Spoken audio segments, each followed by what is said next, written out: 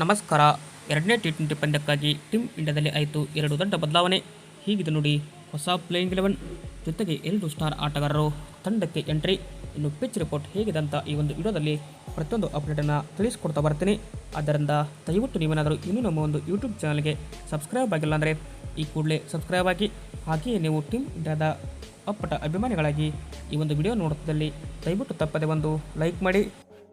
ಇಂದು ಭಾರತ ಮತ್ತು ಐರ್ಲೆಂಡ್ ನಡುವೆ ಎರಡನೇ ಟಿ20 ಪಂದ್ಯ ಬೆಲ್ಫಾಸ್ಟ್ ಅಂತಾರಾಷ್ಟ್ರೀಯ ಮೈದಾನದಲ್ಲಿ ನಡೆಯುತ್ತಿದ್ದು, ಈ ಒಂದು ಪಂದ್ಯಕ್ಕಾಗಿ ಟೀಮ್ ಇಂಡಿಯಾ ಪ್ಲೇಯಿಂಗ್ 11 ಹೇಗಿದೆ, ಜೊತೆಗೆ ಪಿಚ್ ರಿಪೋರ್ಟ್ ಹೇಗಿದೆ ಅಂತ ನೋಡ್ತಾ ಬರೋದಾದರೆ, ಮೊದಲನೇದಾಗಿ ಬೆಲ್ಫಾಸ್ಟ್ ಮೈದಾನದ ಪಿಚ್ ರಿಪೋರ್ಟ್ ಕಡೆ ನಾವು ನೋಡ್ತಾ ಬರೋದಾದರೆ, ಈ ಒಂದು ಪಿಚ್ ಕಂಪ್ಲೀಟಾಗಿ ಇನಿಷಿಯಲಿ ಪವರ್ ಪ್ಲೇನಲ್ಲಿ ಫಾಸ್ಟ್ ಬಾಲ್ಗೆ ಹೆಲ್ಪ್ ಇರುವಂತಹ ಪಿಚ್ ಆಗಿದೆ.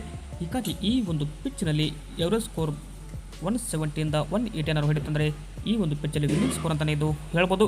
ಬಟ್ ಇಲ್ಲಿ ಟಾಸ್ ಕೂಡ ಪ್ರಮುಖವಾಗುತ್ತೆ ಅಂತ ಕೇಳಿದ್ರೆ ಹೌದು, ಟಾಸ್ ಗೆದ್ದ ತಂಡದ ನಾಯಕ ಕೂಡ ನೇರವಾಗಿ ಇಲ್ಲಿ ಬಾಲಿಂಗ್ ಆಯ್ದುಕೊಳ್ಳುವ ಸಾಧ್ಯತೆ ಇರಲಿದ್ದು, ಹೀಗಾಗಿ ಟಾಸ್ ಕೂಡ ಅಷ್ಟೇ ಪ್ರಾಮುಖ್ಯ ವಹಿಸಲಿದೆ. ಇನ್ನು ಈ ಒಂದು ಪಂದ್ಯಕ್ಕಾಗಿ ಟೀಮ್ ಇಂಡಿಯಾ ಪ್ಲೇಯಿಂಗ್ 11ನಲ್ಲಿ ಬದಲಾವಣೆ ಆಗುತ್ತೆ ಅಂತ ಕೇಳಿದ್ರೆ ಹೌದು, ಟೀಮ್ ಇಂಡಿಯಾಗೆ 3 ಡೆಬ್ಯೂ ಆಗುವ ಸಾಧ್ಯತೆ ಇದೆ. ಇನ್ನು ಟೀಮ್ ಇಂಡಿಯಾದಲ್ಲಿ ವೈಭವ್ ಸೂರ್ಯವಂಶಿ, ಪ್ರಿನ್ಸ್ ಯಾದವ್ ಜೊತೆಗೆ ಶ್ರೇಯಾಂಸ್ ಸಡಿಗೆ ಅವರು ಬರುವ ಸಾಧ್ಯತೆ ಇರಲಿದ್ದು, ಆದರೆ ಈ ಮೂವರು ಬಂದರೆ ಟೀಮ್ ಇಂಡಿಯಾ ಪ್ಲೇಯಿಂಗ್ 11 ಹೇಗಿರಲಿದೆ ಅಂತ ಕೇಳ್ತಂದರೆ ನೋಡ್ಬೋದು.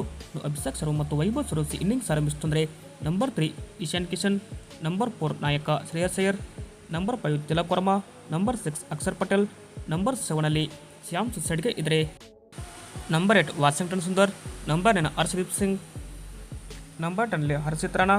ಇನ್ನು ಪ್ರಸಿದ್ಧ ಕೃಷ್ಣ ಅವರ ಜಾಗಕ್ಕೆ ಪ್ರಿನ್ಸ್ ಯಾದವ್ ಅವರು ಇಲ್ಲಿ ಬರುವ ಸಾಧ್ಯತೆ ಇದೆ. ಸ್ನೇಹಿತರೆ, ಇದು ಟೀಮ್ ಇಂಡಿಯಾ ಸ್ಟ್ರಾಂಗೆಸ್ಟ್ ಪ್ಲೇಯಿಂಗ್ 11 ಅಂತಲೇ ಹೇಳ್ಬೋದಾಗಿದೆ. ಇಲ್ಲಾಂದರೆ ಸಂಜು ಸ್ಯಾಮ್ಸನ್ ಅವರು ತಂಡದಲ್ಲಿ ಆಡಿಸಿ ವಾಷಿಂಗ್ಟನ್ ಸುಂದರ್ ಅವರನ್ನು ಕೈಬಿಟ್ಟರು ಕೂಡ ಬಿಡ್ಬೋದು.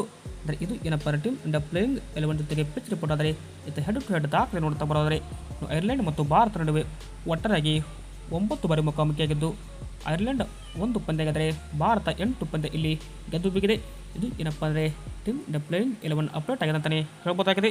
ನಿಮ್ಮ ಪ್ರಕಾರ ಟೀಮ್ ಇಂಡಿಯಾ ಪ್ಲೇಯಿಂಗ್ 11 ಎಂದು ಯಾವ ಥರ ಇರಬೇಕಂತ ಕಮೆಂಟ್ ಬಾಕ್ಸಲ್ಲಿ ನಿಮ್ಮ ಅನಿಸಿಕೆಯನ್ನು ತಪ್ಪದೆ ಕಮೆಂಟ್ ಮಾಡಿ. Thank you.